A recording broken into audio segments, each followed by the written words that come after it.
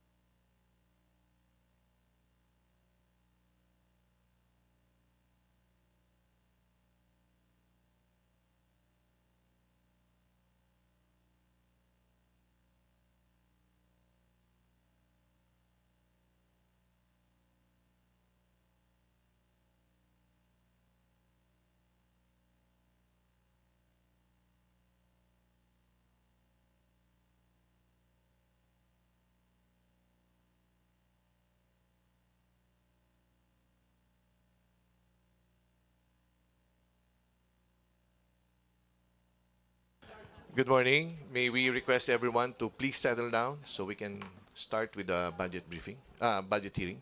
Thank you.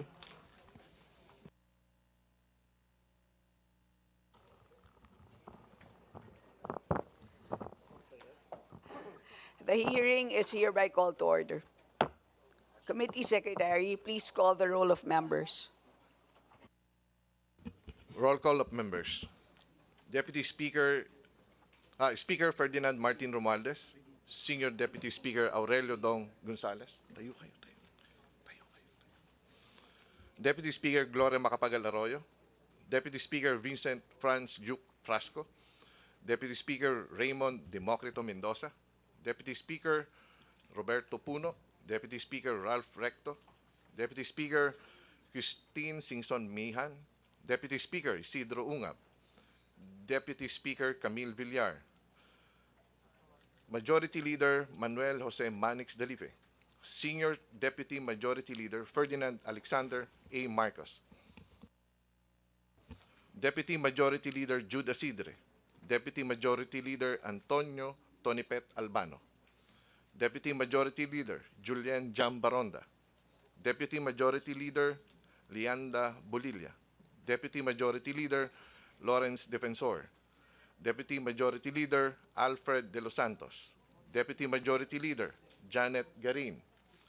Deputy Majority Leader Ed Christopher Go. Deputy Majority Leader Neptali Gonzales II. Deputy Majority Leader Sandro Gonzales. Deputy Majority Leader Josephine Veronique J. Lacson Noel. Deputy Majority Leader Ramon Nolasco Jr. Deputy Majority Leader Wilter Falma, Deputy Majority Leader Marilyn Primicias Agabas, Deputy Majority Leader Franz Castro, Deputy Majority Leader David J.J. Suarez, Deputy Majority Leader Jose Bong Teves Jr., Deputy Majority Leader Erwin Tulfo, Minority Leader Marcelino Libanan, Senior Deputy Minority Leader Paul Ruiz Daza, Deputy Minority Leader Franz Castro, Deputy Minority Leader Lex Antonio Cris Colada, Deputy Minority Leader Presley De Jesus, Deputy Minority Leader Mujib Ataman, Deputy Minority Leader Bernadette B.H. Herrera, Deputy Minority Leader Florencio Gabriel Bem Noel, Deputy Minority Leaders Stephen James Tan, Chairman Yeda Marie Romualdez of the Committee on Accounts, members of the Committee on Appropriations, Chairperson Elizalde Co, Senior Vice Chair Stella Luz Kimbo, Vice Chair Benvenido Abante Jr., Vice Chair Marilyn Len Alonte, Vice Chair Mercedes Alvarez, Vice Chair Jose Alvarez, Vice Chair Jose Joboy Aquino II, Vice Chair Maria Rachel Arenas, Vice Chair Claude Bautista, Vice Chair Claudine Diana Bautista Lim, Vice Chair Ching Bernos, Vice Chair Raul Angelo Gil Bongalon, Vice Chair Fernando T. Cabredo, Vice Chair Mary Michi Cahayon Uy, Vice Chair Peter Jan Calderon, Vice Chair Luis Campos Jr., Vice Chair Nicolas Cari, Vice Chair Arthur F. Leceleste, Vice Chair Angelica Natasha Co, Vice Chair Midi Cua, Vice Chair Luis Loren Cuaresma, Vice Chair Christopher De Venecia, Vice Chair Rachel Marguerite Del Mar, Vice Chair Alan Aldo Duhali, Vice Chair Faustino Inodi, Vice Chair Ian Paul D, Vice Chair Gerardo Jeriboy Espina Jr., Vice Chair Arnie Fuentebella, Vice Chair Ruel Peter Gonzaga, Vice Chair Chuderico Haresco Jr., Vice Chair Virgilio Lacson, Vice Chair Joseph Jojo Lara, Vice Chair Jocelyn C.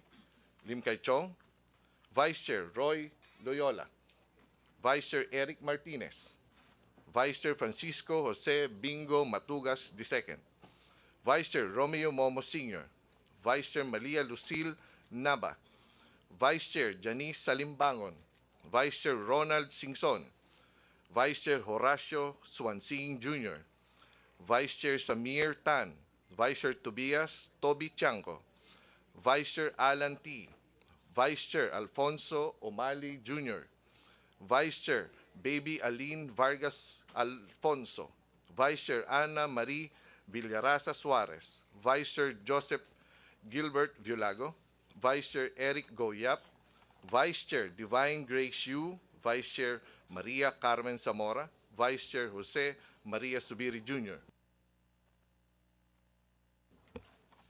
Representative J.C. Abalos, Representative Zia Alonto Adjong, Representative Adrian J. Advincula, Representative Chino Miguel Almario, Representative Loreto Amante, Representative James Jojo Ang Jr., Representative Romel Rico Angara, Representative Dean Asistio, Representative Juan Carlos Arjo Ataide, Representative Maria Vanessa Aumentado, Representative Yasser Alonto Balindong, Representative Angelo Marcos Barba, Representative Elpidio Barsaga Jr., Representative Alfelito Alfel Bascug, Representative Bonifacio Bosita, Representative Arlene Brosas, Representative Jorge Patrol Bustos, Representative Drixie May S. Cardema, Representative Edgar M. Chato,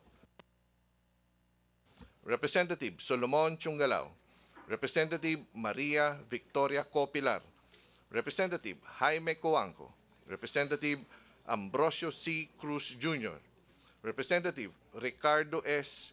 Cruz Jr., Representative Sergio Dagoc, Representative C.T. Amina Dimaporo, Representative Ernesto M. Junicio Jr., Representative Faustino Michael Carlos D. III, Representative Antonieta Yudela, Representative Wowo Fortes, Representative Jaime Presnedi, Representative Dante Garcia, Representative Maria Angela S. Garcia, Representative Edwin L. Garjola, Representative Mark Go, Representative Anthony Rolando Goles Jr., Representative Ramon Rodrigo Gutierrez, Representative Charis Ann C. Hernandez, Representative Jefferson Konghun, Representative Edsel Lagman, Representative Daphne Lagon, Representative Sunny L. Lagon, Representative Carmela John Lasatin II, Representative Wilbert Lee, Representative Antonio Legarda Jr., Representative Jirvel Jinky Beatrix Luistro, Representative Edward Vera Perez Maceda, Assistant Minority Leader Marisa Magsino, Representative Allen Jesse Mangawang, Representative Doris Maniquez, Representative Bay Dimple Mastura, Representative Maria Rene Ann Lourdes Matibag, Representative Luz Mercado, Representative Margarita Attorney Migs Nograles, Representative Harris Christopher Ongchuan, Representative Emmy Lollipop Juanyo Dizon, Representative Joseph Stephen Caraps Paduano, Representative Arnan C. Panaligan, Representative Agustina Dominic Dichetina Pancho, Representative Emerson Pascual, Representative Eddie Bong G. Plaza, Representative Salvador Pleito, Representative Eduardo Rama Jr., Representative Ray Reyes, Representative Ramon Jolo Revilla III, Representative Marvin Rillo, Representative Yoloyo Rodriguez, Representative Michael L. Romero, Representative Princess Rihan Sakaluran, Representative Dimsar Sali, Representative Maria Alana Samantha Santos, Representative Richelle Singson, Representative Josefina Talyado, Representative Joseph S. Tan, Representative Caroline L. Tanchay, Representative Jocelyn Tulfo, Representative Christian Unabia, Representative Patrick Michael D. Vargas, Representative Rosana Ria Vergara, Representative Samuel Versosa Jr., Representative Miguel Luis Villaferte, Representative Christopher Son Coco Yap.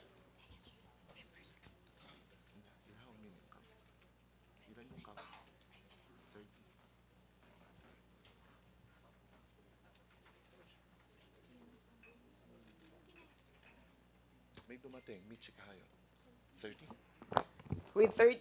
With 30 members responding to the call, the chair declares the presence of a quorum. Magandang umaga sa lahat. At this point, may we request our esteemed chair, the Honorable Elizalde Co, to give some opening remarks. May we welcome the Office of the President, headed by Executive Secretary Attorney Lucas P. Bersamin, and its senior officials in today's budget hearing. Allow me to emphasize the paramount importance of the Office of the President in the performance of duty of the President of the Republic of the Philippines. The presidency is not merely a symbolic figurehead or a ceremonial role.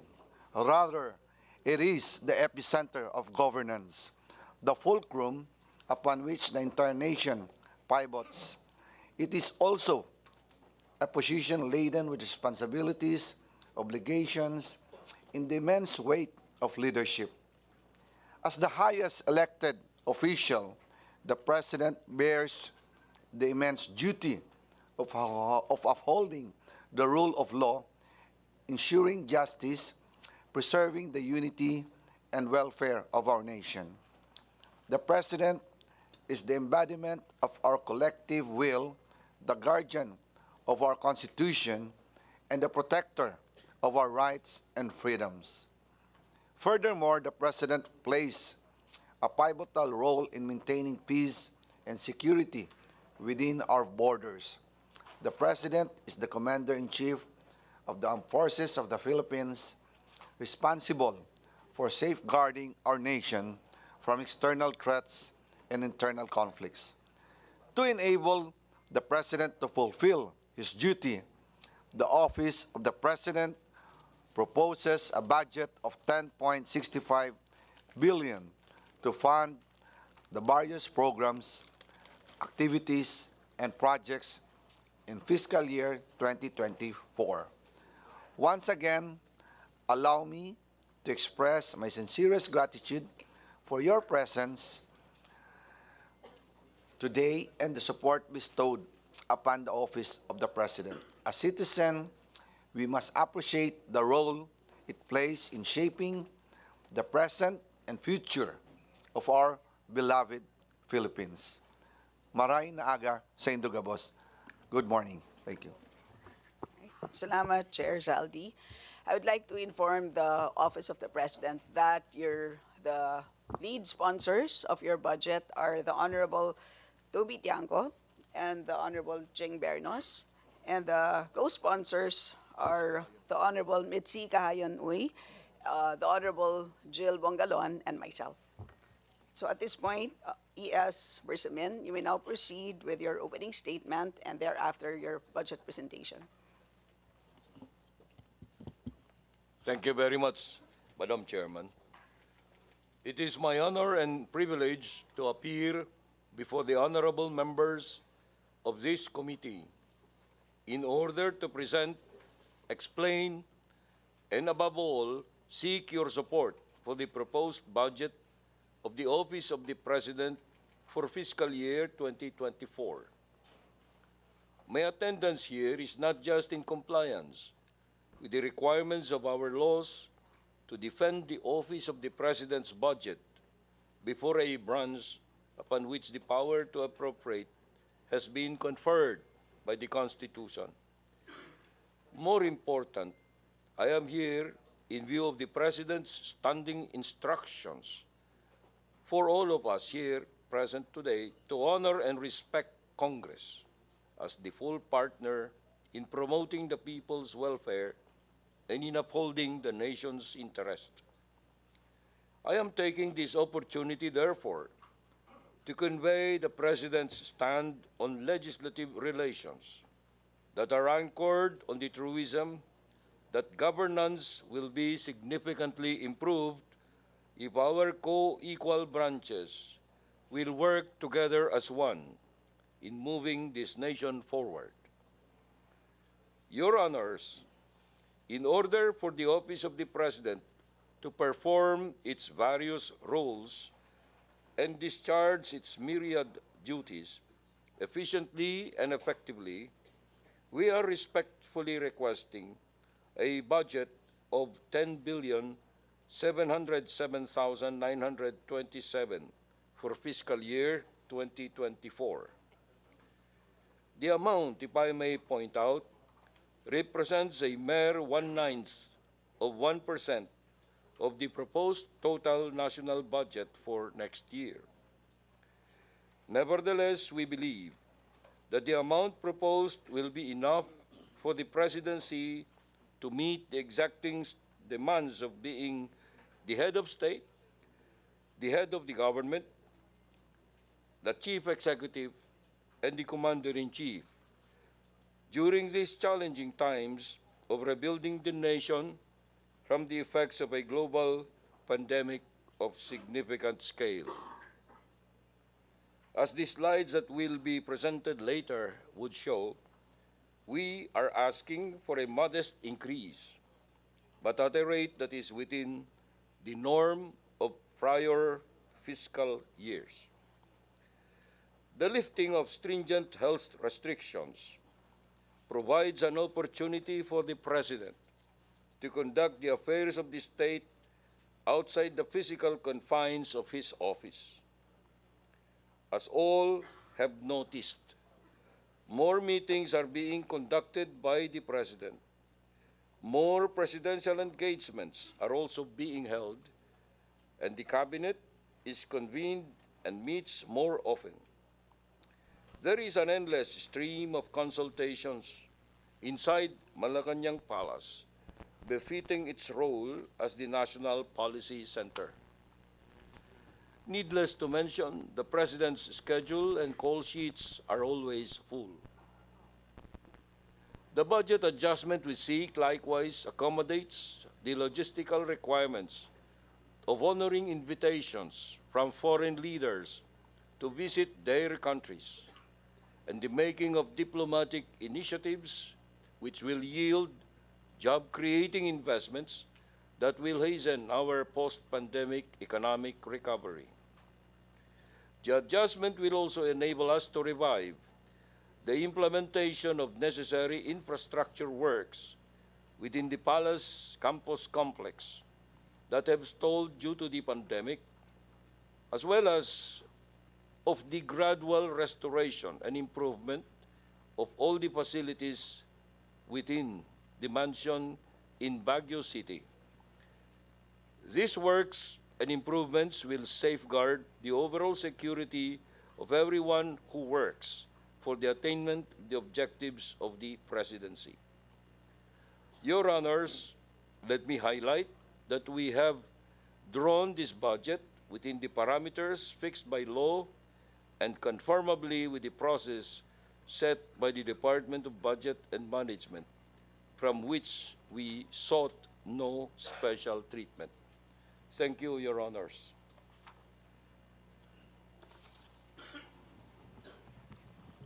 Madam Chair, Yes, Honorable Bernos. as part of a long-standing tradition and practice of the House of Representatives and the Committee on the Appropriations to extend parliamentary courtesy of the Office of the President, Mr. Chairman, may I move that we terminate the budget hearing of the Office of the I President. second, Madam Mr. Chair, Chair. I so move. Madam Chair, we object. Madam Chair, Second. manifestation, and we object. And we have the right to explain our objection based on our rules.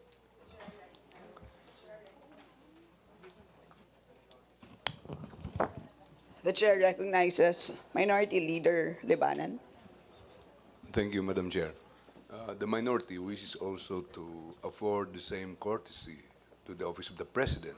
However, Madam Chair, in the spirit of democracy, three members of the minority would like to make some manifestations or questions, which it's up to the Office of the President to answer if it so desires. So, Madam Chair, before we decide on the motion, please allow the minority to make their manifestations, namely the Honorable Franz Castro, the Honorable Raul Manuel, and the Honorable Arlene Brosas, before we dispense with the motion, Madam Chair. We will allow 2-minute manifestations from each of the 3 minority members. Madam Chair. Yes. If we would like to proceed with that, those who seconded, those who objected, please, can we withdraw the objection so that we can make the manifestations?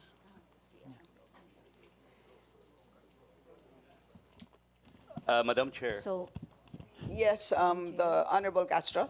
so we withdraw I withdraw my objection for the for the objection for the termination of deliberation of budget of the Office of the President, Madam Chair.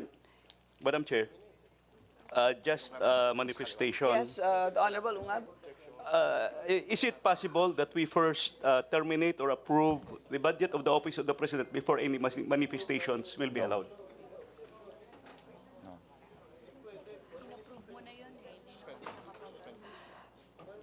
1-minute suspension. Deliberation to eh. Let us deliberate.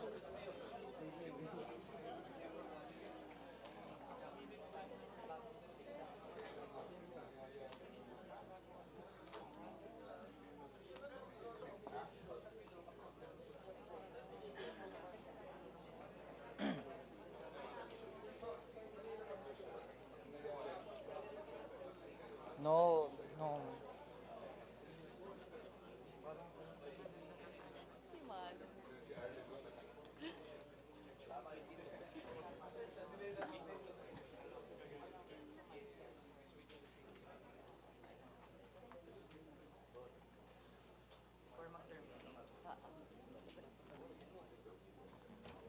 sa records, parang nag-terminate ka tapos... Oo. Wala man lang discussion.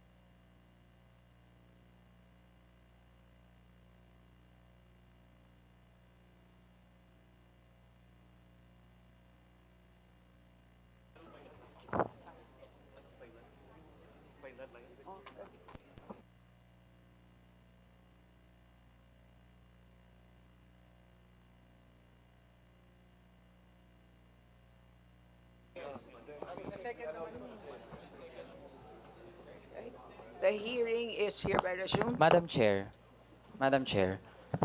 may I be recognized? Yes, Honorable Manuel. Yeah, Madam Chair, Okay, sorry, I withdraw that. I will rule first on the pending motion. The objection has been withdrawn, and therefore the motion to terminate the budget briefing No, of Madam the Chair, I object. Office of the President is hereby approved. No, Madam Chair. Naghabol po ako ng objection ko dun sa motion to terminate. Hindi po pwedeng mag-terminate tayo Let us ng now deliberations proceed with the habang manifestation hindi of the nagiging part Honorable ng Point of records order, ng Madam ating Chair. Point of committee, order. Madam Chair, yung Point of order, Madam Chair. manifestations. There was a motion, it was seconded, and the chair ruled. Madam The Chair, point of objection order. came after the ruling. So, Madam Chair, I think, but I leave it to the chair to decide. Madam Chair, point of order. May binawi po na objection pero hindi pa natin talaga nade-decide yung tungkol sa motion to terminate. No, Madam Chair, naghabol ako ng objection kasi I don't believe that it is proper for us to terminate the deliberations nang hindi nagiging part ng records ng House yung mga magiging manifestations. Meron pong difference doon, Madam Chair. Even if we look at the records, even if we replay the tapes, the objection came after the ruling. The original objection of the original cast of Congresswoman Castro was withdrawn. And so I think the ruling of the chair would hold. Madam Chair, point of order again, nire-reload po natin yung deliberations. Again, we should give members the right and the time na maghabol ng kanilang mga objections. Hindi po pwede, Madam Chair, again, no, na minamadali natin ito. Again, Office of the President yung budget na pinag-uusapan. Madam Chair, I think there were 2 points of orders, and I request the chair. Let us just have some order in the House, please. So at the point that the objection was withdrawn, then automatically the motion to terminate the budget briefing was carried. No, Madam So Chair. that is the effect of the withdrawal of the objection. And therefore, we No, Madam proceed Chair, with the Madam Chair. manifestation Ay. of the minority members. And please note to Honorable Manuel that the hearing has not yet been suspended. And therefore, the manifestation of the minority members will be part of the records. Duly noted, Madam Chair. Yes. Thank you. In which case, we now proceed with the manifestation of the Honorable Castro. You have 2 minutes. Thank you, Madam Chair. Nararapat lang nabuksan sa deliberasyon ang budget ng Office of the President sa mga miyembro ng komiting ito sa Kamara. Dahil tungkulin natin sa ilalim ng konstitusyon ang ihapag ang lahat ng concerns ng taong bayan kung saan napupunta ang buwis nila. Courtesy, respect, hindi ba't mas mataas ang utang na courtesy at respeto ng mga ahensya ng gobyerno sa mamamayan, lalo na ang Office of the President? Utang na magpapaliwanag kung paano ginastos at paano gagastusin ang bawat sentimong pinagkakatiwala sa kanila. Tayo sa Kongreso, hindi natin dapat payagang manaig ang secrecy at silence samantalang napakalakas na umaalingaw-ngaw ang katanungan ng mga mamamayan. Bakit may bilyong-bilyong sinisikretong pondo samantalang patong-patong ang kagyat na pangangailangan para sa ayuda, libreng edukasyon at serbisyong medikal, abot kayang pabahay at iba pa? Mapapababa ba ng 4.56 billion pesos na CIF ng Office of the President ang presyo ng bigas, iba pang mga pagkain sa palengke, kuryente, tubig, basic commodities? Pang national security ang public order nga ba? Bakit dumadami pa ang human rights violations ng mga baril at sa mga baril at mga kapangyarihan gaya ng red tagging at iba pang pang-aabuso? May trend ng papalaking CIF. Lolobo ito sa 120 milyon mula sa kasalukuyang taon.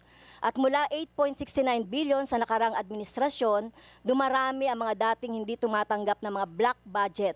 Samantalang tumataba ang top secret funds ng mga dati nang nakakatanggap. At ang pinakamataas na opisyal ay siya ring may pinakamalaking tagong pondo na bawat audit, walang public accounting, wala ring isang segundo man lang na paliwanag kung paano ginastos at gagastusin. Hindi dapat magpapatuloy ang trend na ito. Labag ito sa policies ng transparency and public disclosure lalo na sa mga bagay ukol sa pera ng bayan. Sa obligasyon ng gobyerno na labanan ang graft and corruption, plunder at iba pang mga hocus-pocus sa yaman ng bayan at iba pang mandato sa saligang batas. Naniniwala ang kinatawang ito na ang pagtanggi ng Office of the President pati na rin ang Office of the Vice President na sumailalim sa public deliberation ukol sa kanilang budget, lalo na sa confidential and intelligence funds nila, ay isa lamang sa dumaraming rason kung bakit imbis na aprubahan ang kanilang mga black budget, ay dapat ngang i-abolish ang CIF, Madam Chair. And last request, Madam Chair, since the OBP, Vice President Sara Duterte admitted that she requested a 125 million confidential fund from the Office of the President. May we request a copy of that letter, Madam Chair, and the approval of the President. Thank you, Madam Chair.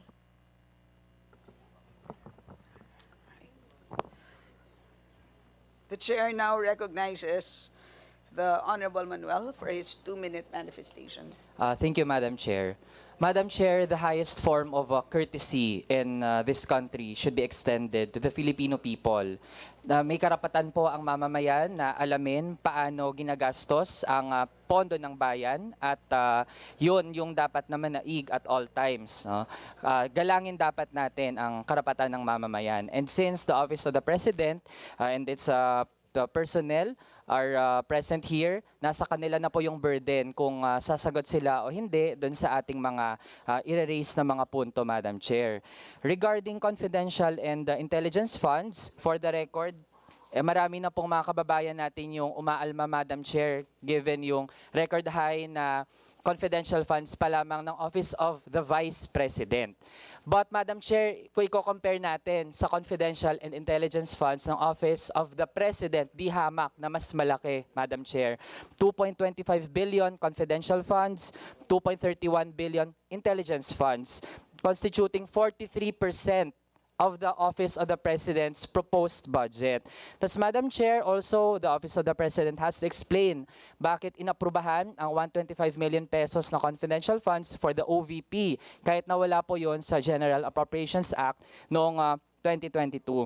Also, Madam Chair, excessive travel expenses, 1.15 billion pesos, at yung mga nangyayaring Marcosian schemes at this present time, Madam Chair, yung gamit yung anti-terror law para mag-designate ng mga kababayan natin, mga rights advocates as terrorists. Also, Madam Chair, yung pagpapatuloy, yung pag-expand ng NTF-ELCA, kahit yung sinasabi, patapos na yung armed conflict sa ating bansa. It's a form of encroachment sa ating mga civilian agencies.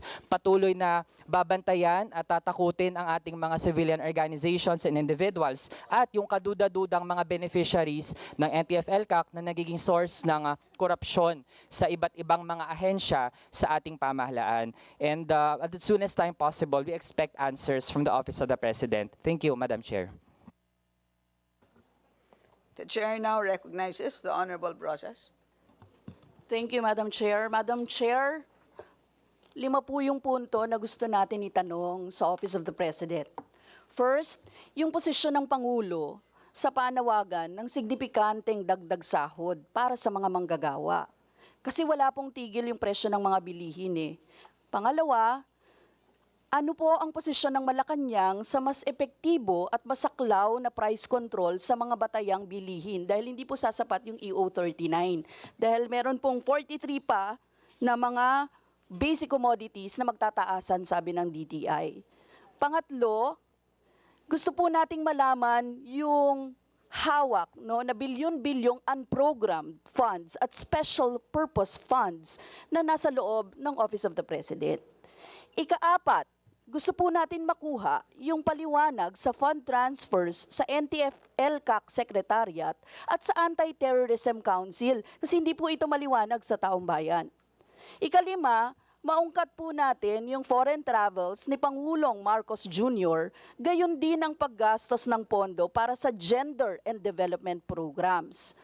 So, Madam Chair, habang matinding gutom yung inaabot ng ating mga kababayan sa ngayon, lalo't wala namang signifikanteng aumento sa sahod, kulang na kulang yung 40 pesos na aumento. Sa NCR, pambili ng bigas kahit pa may price cap dito. Hindi na reasonable ang sobrang taas ng presyo ng mga bilihin. Marami pong pwedeng gawin ang Pangulo para ibaba ang presyo ng bilihin at hindi rin kasama doon ang buwanang biyahe sa iba't ibang bansa katulad ngayon na nasa Jakarta ang Pangulo. Kagyat po na pwedeng gawin, epektibong price ceiling sa mga batayang bilihin bukod sa bigas, pagtanggal sa excise tax sa langis at signifikanteng dagdag sahod para sa mga manggagawa at kawani. Dagdag pa, Madam Chair, yung mahigit 4.5 billion na confidential and intelligence funds ay bahagi lang ng mahigit 1 trillion na pondo na kokontrolin ng Pangulo sa susunod na taon. Nababahala tayo na kontrolado rin ng Pangulo ang unprogrammed funds at maging ang SPF o Special Purpose Funds. Lump sums po kasi itong mga ito. Hindi pa tayo nag-uusap ng 500 billion ng Maharlika Investment Corporation na wala sa panukalang budget pero nandun at kukontrolin pa rin ng Pangulo. Nakakalula po ang mga numero pero sa hulit-huli nagkakasya tayo sa MUMO para sa mamayang Pilipino habang mahigit 1 trilyon ang nasa kontrol ng Pangulo. Panahon po na ibasura na itong CIF, yung mga confidential and intelligence funds, bilang presidential pork. I-rechannel na lang natin ito sa kalusugan, sa edukasyon, sa serbisyo para sa publiko. Dagdag, Madam Chair, for the record, tinututulan po natin ang pagratsyada at kawalan ng deliberasyon, transparency ng Office of the President dito. Maraming salamat, Madam Chair. Madam Chair, we move to suspend the hearing, the budget briefing of the Office of the President. Second. Mr. Chair. This budget hearing is suspended.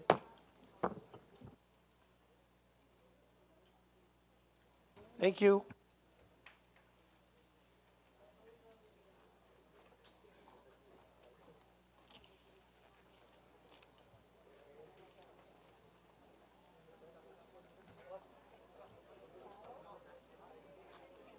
All right, we will resume at 10:30 for the CHR.